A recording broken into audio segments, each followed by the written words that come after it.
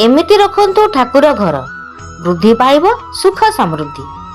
पूजा को सफल और फलदायी करने को हेले ठाकुर घरे देवादेवींकर प्रतिमा स्थापन ठू आरंभ करी तांकु आराधना करने पर्यंत सबु पाई किछि ना किछि नियम मानिबा को पड़ी थाए, जो द्वारा देवादेवींकर आशीष लाभ हेबा सह घरे सुख समृद्धि वृद्धि पाई थाए।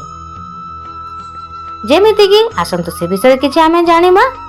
नंबर 1, ठाकुर घरे देवादेवी प्रतिमा स्थापन करने पूर्व प्रथमे घर को भल भाव सफा करी अनावश्यक जिनिस को घर बाहर करदेवा आवश्यक, कारण बेकार पड़िथिबा जिनिस घरे नकारात्मक ऊर्जा सृष्टि करिथाए। नंबर 2, देवादेवी मूर्ति हेउ अबा फोटो को घर पूर्व दिगरे एपरि स्थापन करिवे जेमिति कि तांको मुख पश्चिम दिग आड़कू एवं पूजा करने समय व्यक्तिर मुख पूर्व दिग आड़क रहुथिबो। एहा द्वारा पूजा सफल होइथाए बोली विश्वास रहिछि। नंबर 3, ठाकुर घरे केबे भी अधिक उच्चता विशिष्ट देवादेवी मूर्ति रखिबा अनुचित। वास्तुशास्त्र अनुसार 6 इंच हेउ अबा 9 आंगुली उच्चता विशिष्ट ठाकुरଙ୍କ मूर्ति को घरे रखी पूजा करने शुभ होइथाए।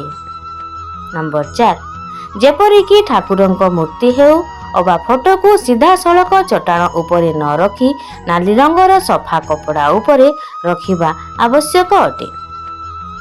नंबर 5, ठाकुर घरे पूजा पाउथबा देवी देवींकर मूर्ति हेउ अबा फोटो को फूलरे पूरा भर्ती करदेवा ठीक नुहे। सेमानक मुह जेपरी देखा जाउथबा सेति प्रति ध्यान देवा जरूरी। नंबर 6, ठाकुर घरर कांथरे नाली सिंदूर रे ओम एवं स्वस्तिक चिन्ह करबा मध्य अत्यंत शुभ होइथाए। नंबर 7, ठाकुर पूजारे तंबा पितल हेउ अबा रूपार बासन कुसन व्यवहार करबा उत्तम फल होइथाए। नंबर 8, घरर मुख्य द्वार हेउ अबा ठाकुर घरर प्रवेश द्वार रे सिंदूर रे स्वस्तिक चिन्ह करी आंब डाल बांधिले घरे सकारात्मक ऊर्जा उत्पन्न हेबा सह प्रभु कृपा लाभ होइथाए बोली विश्वास मध्य रहिछि। तेबे सांग माने जदि आपण एही वीडियो को फेसबुक रे देखुचंती तेबे मो पेज को फॉलो कर दियंतु, आउ जदि यूट्यूब रे देखुचंती ताहेले मो चैनल को सब्सक्राइब कर दियंतु। आपण मानको बहुत बहुत धन्यवाद।